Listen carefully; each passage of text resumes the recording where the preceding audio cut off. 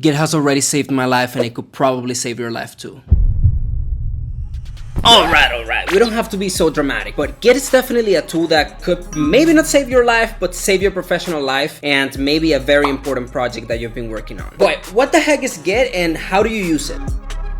Well, according to beautiful Wikipedia, Git is a distributed version control system that tracks versions of files. It is often used to control source code by programmers collaboratively developing software. And that probably makes no sense to you, but no worries, we're gonna get to that. Basically, it just keeps versions of files like a time machine, and you can go back if you mess up or you just wanna try again. Yeah, what if it stops working, you close your IDE, or your computer just dies? Like, you can't just undo the changes once you open that again. But Git actually persists over different sessions, and you can just close the IDE, close your computer, come back the next day, and you still have the tracking of the files that have been changed, added, deleted, and so on. The best way to learn this is by actually seeing it in action. I'm going to skip the installation because it is boring AF, but I am sure you're very smart and you can figure it out by yourself. I also put a bunch of links on the description that you can check out if you can't figure it out, if you just want to get a quick look into how to get it installed in your machine. And you can check the different versions for Mac or Windows,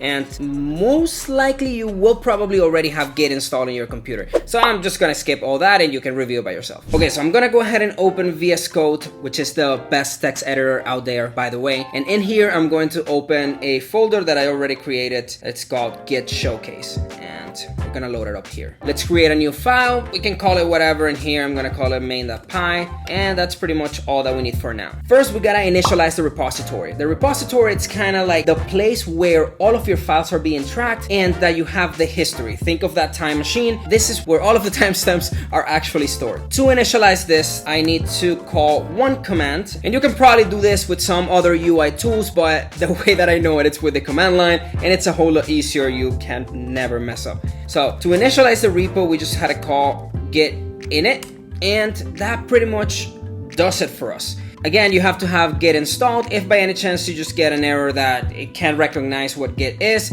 just try to go through the installation of Git and check out the links that I have below. When I initialize my repo, the first thing that we can see is that my main.py or my main.py turns green.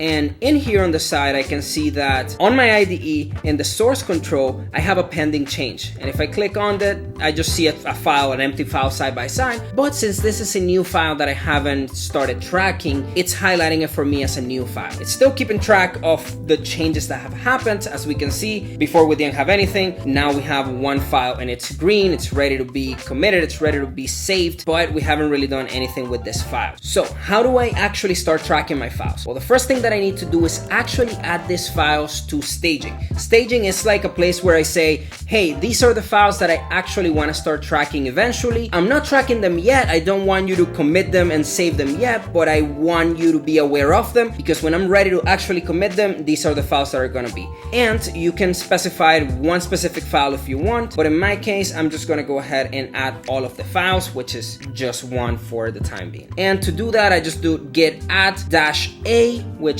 does the command for all of them. And I believe if you do --help, you will get all of the help here with what are the commands, what they do, how you use them, and so on. But if we can find here, the one that we're using is -a, which just updates the indexes for all of the files that are in the current directory. Cool. To exit that, we just click Q, and now let's add that. So git add -a, and we added our files. If we see here on the IDE, I see that my file moved from changes to main.py, which is good. That means that they're staged, and we can clearly see here that my file is staged. And now to actually commit them, which I can still kind of see here on my terminal, that I have a little X on the side. This is telling me that I'm working on a branch that is 30. That means that I haven't really committed my files and I'm not really tracking them yet. So to commit that, I do git commit -m.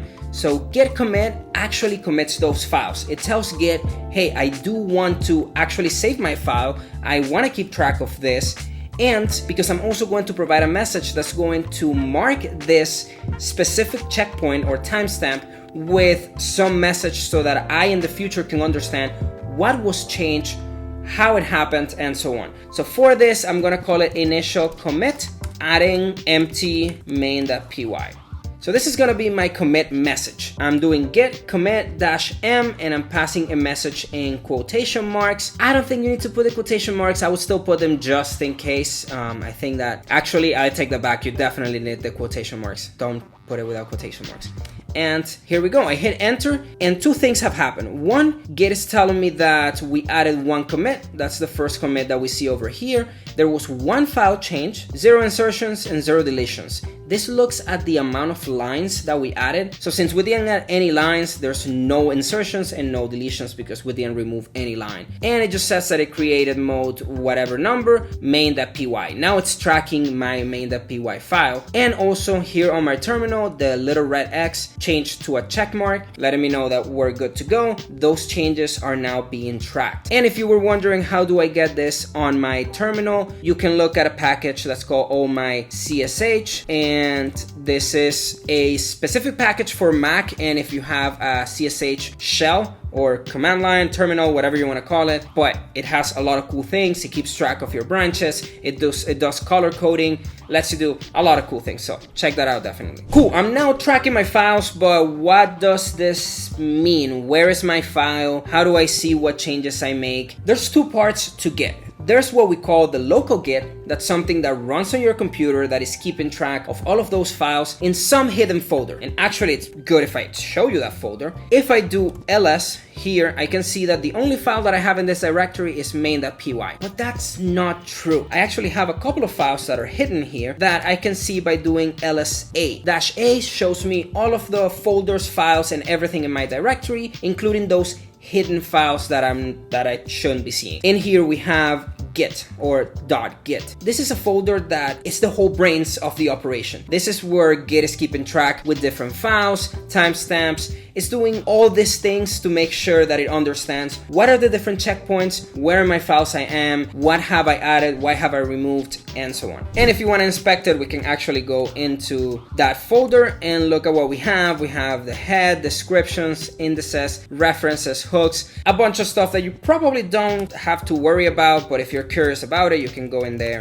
and check out the files and see what's going on. But that refers to my local Git, right? I have that file currently locally. It's keeping track of all of my files. But the idea behind Git is so that I also can push this code, and we'll see why push matters in a bit, so that I can send my code from my computer to some sort of storage website that I can access from another computer. If let's say I'm working on my personal computer and I'm gonna change to my work computer, I can actually do that. Or if I want to collaborate with other people, I can send them my code. They can pull that, and we'll see why pull matters in just a second as well. But they can get those changes and start working on their own with more changes here and there and just improving my code base as software is written, right? Like most of the time, software is not written by one person. It's written as a collaboration of multiple people. And one of the best ways to do that effectively is by using Git. So we have two different parts to Git, the local and the remote. So let's go ahead and take a look for a second at how do we set the remote and how that works to actually send your code somewhere that you can access outside your computer. To create my remote repository, I'm gonna go to github.com, and if you don't have an account, please go ahead and create one. It's totally free. You can select the free plan. You don't really have to pay for anything. This is a service that for the majority of the time, it's gonna be free for all of the use cases that you need to do. In here, I'm going to go at the top and create a new repository. This I'm gonna call the same thing that I called my directory locally, so my folder locally, and that was Git Showcase. So I'm gonna call it Git Showcase, and it's just checking that I don't have any other repository there by the same name. I'm just gonna put it as private. Anyone on the internet can see the public ones. Sometimes you might want to do that if you're working on an open source project, but if you are working on a personal project or something that should be private, you want to make sure that you're selecting this. Everything else, I'm gonna leave it as it is. I don't want to mess up with anything else other than just creating the name and putting it as private. Then I click Create Repository, and boom, now we have a remote repository. Now that we have a remote repository and we have our local repository, we have to somehow link them both. so that my local repository knows that the remote repository exists and can actually push things to it or send things to it. So to do this is very simple. We actually get some information here on how to do that. And the one that we are actually interested in is this one right over here, which is git remote add origin, GitHub, whatever. This is just my Git repository file. So in here, I'll go back to VS Code and I'll paste that command, which is just git remote add origin and the URL to that remote repository. So git remote add, as it pretty much is self-explanatory, it's adding the remote repository to my current file, to my current directory, and it's calling it origin. So we're gonna go ahead and click enter there, and now we have successfully synced our remote repository to our local repository. But if we look into my remote repository, nothing is here yet. Why? Because, well, I haven't really sent my changes. I linked my remote repository, but unless I purposely send my changes to the remote, they will not appear there yet. And this is by design, just so that you can have your own project on your machine, you can work on it, you can make any changes that you want. Once you're ready to at least save some of the changes somewhere other than your computer because you just want to be safe and have it somewhere else, or you want to access it from another computer, then you have to push those changes onto the branch, onto the remote repository that you're working on. Currently, we are working on what is called the main branch of Git, and we'll get into branches in just a second. But for me to get my code from my local to my remote, I need to do git push origin main. Git push says, hey, I'm gonna go ahead and send these changes to another branch, and the branch that I'm actually sending those is the main branch on my origin. And as you recall from just a few minutes ago, my origin refers to the remote repository where I'm sending all of my files, which lives in GitHub. So I do git push origin main. It's going to say, okay, enumerated a couple of objects, created some stuff here, and it created my new branch main and pushed my local into that branch on GitHub. Now if I refresh this, you'll see that my view changes, and now I have my file main.py with one specific commit. Now we have my file on my remote. Of course, we know that this file is empty because I haven't added anything to it, but now I have my main branch on my local, which is just the branch that you start with, is where everything converges into, and I have that branch on my remote repository because I also pushed it from my local into that remote repository. Okay, now that I have my main branch synced and my local repository synced to my remote repository, I can actually start making changes. Typically, when you start a new change, you create what is called a new branch. I kind of touched on that when I was talking about the main branch, but what is a branch and what does that mean? So in here, we have the concept of branches. As we can see here, the blue lines or the blue dots represent the main branch. That is the main branch of your repository, of your project. This is where everything is gonna be converging back into it to keep consistency, and that way you can work on multiple different features at the same time. Like you can have one developer working on something and another developer working on something, not affecting each other possibly, and also being able to work on their own on separate specific paths that are not gonna disrupt the main branch. When you create a branch, you create a different path like this one here for the purple dot. This is just labeled as a little feature, but this is what we call a branch. Branches off, you can think of a tree, right? Like an upside down tree or a sideways tree, but you have the main trunk, and then from there you create a branch. That branch has the latest changes from your main, and you're just kind of, hey, I'm gonna borrow your changes, I'm gonna create a new separate branch, a new separate path, and I'm gonna start working on it. And later on, I can merge that back into the main branch by what we call a pull request. And we'll take a look at pull requests later in the video as well, so make sure that you stick around. So to create a branch, I can do git checkout b. Git checkout says, hey, I'm gonna go from the current branch that I am onto another branch. That's what git checkout. It's like, let me check out that branch over there, right? And the -b says, if that branch does not exist, create it. Otherwise, it will fail. And we can actually try it without the -b. If I try to go to get checkout feature, we see, hey, there's an error that did not match anything known to Git. But if we do get checkout b feature, it'll switch to the new branch feature. It created it and automatically went from main onto my new branch that I just created that's called feature. Okay, let's make some changes. I'm going to declare a method that's just gonna go ahead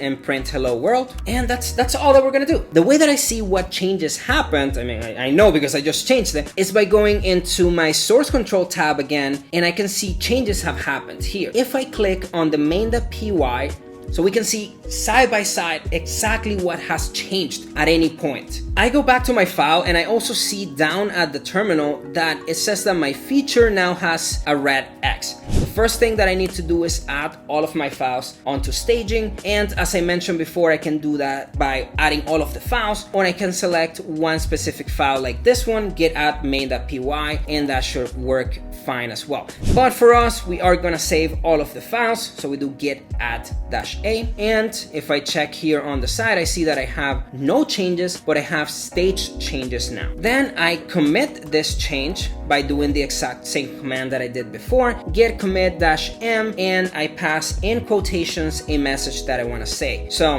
for this commit, I added the print hello world function to main.py. You want to make sure that for all of your commit messages, you're being as descriptive as you can, so that you make it easier for yourself in the future to understand what commit changed what actually happened on that commit, and it also helps other team members or other people working with you and helping you on your code base to understand what's going on and why things are changing and when. So we need to again send my current branch, my local branch, onto my remote by doing a push. I'm going to push my branch onto a new branch on the remote on GitHub. I do that by typing git push origin feature, and feature is just the name of the branch that I want to name. Hit enter, and Git tells me that it created a new branch on the remote repository, called it feature, and pushed my changes onto that. Let's go there and refresh this. First thing that I see is that a branch feature had recent pushes 13 seconds ago. So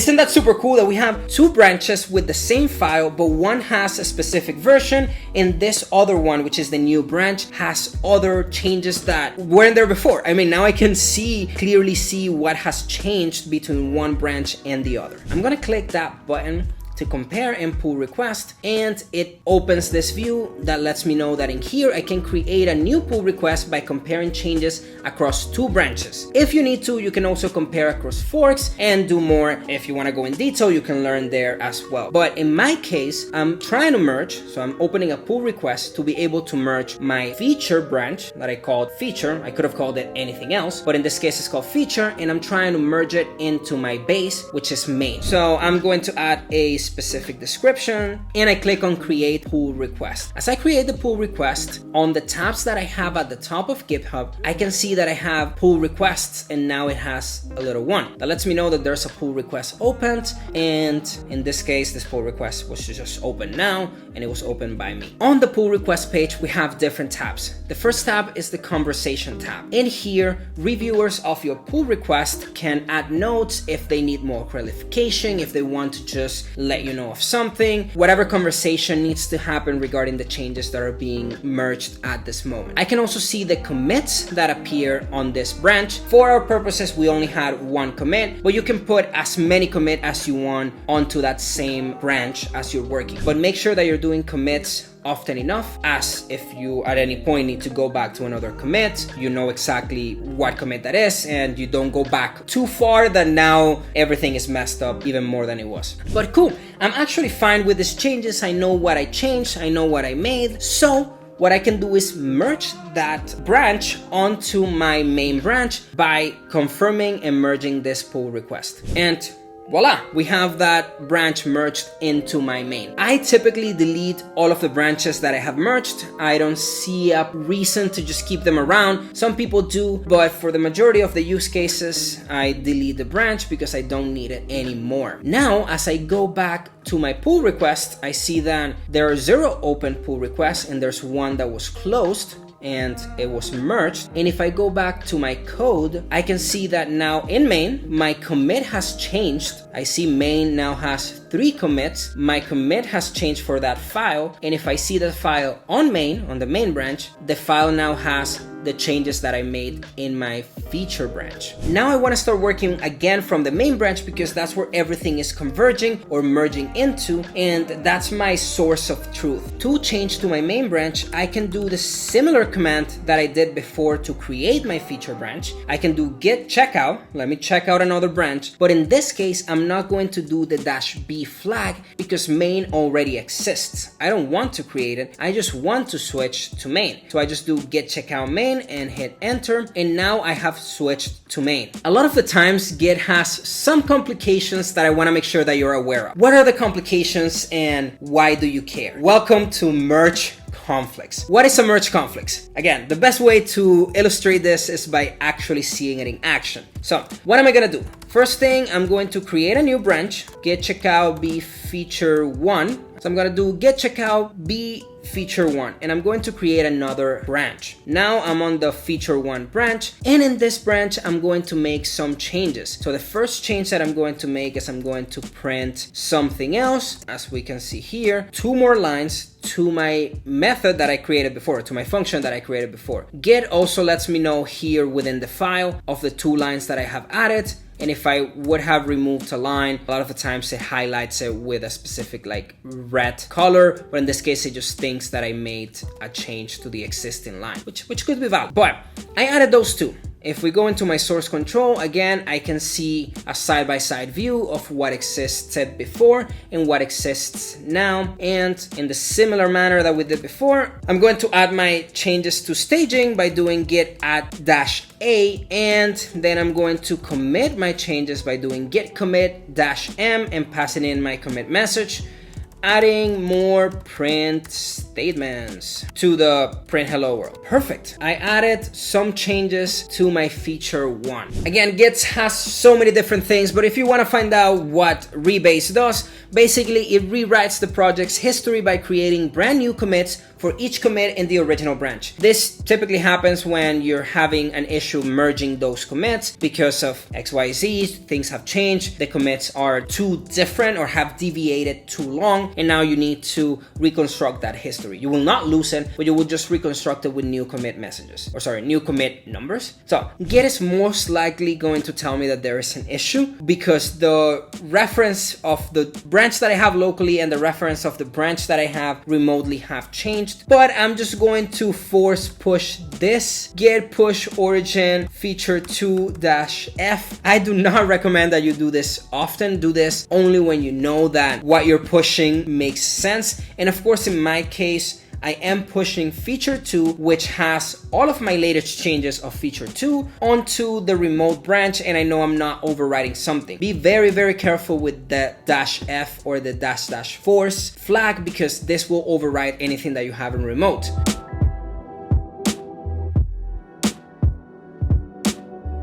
The 2 lines have gone away because, well, I went back to my checkpoint before, and now I can try again with some code that actually works.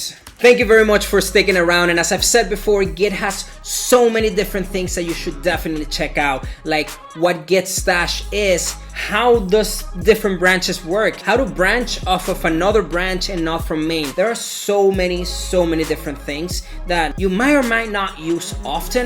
I try to give you everything that I use on a daily basis to go back, to commit, to pull, to do all of the, the whole work life cycle. So make sure that you're trying this and playing around with it, because if you go and work in a team, most likely you will be working with Git. If they're using something different, please run away.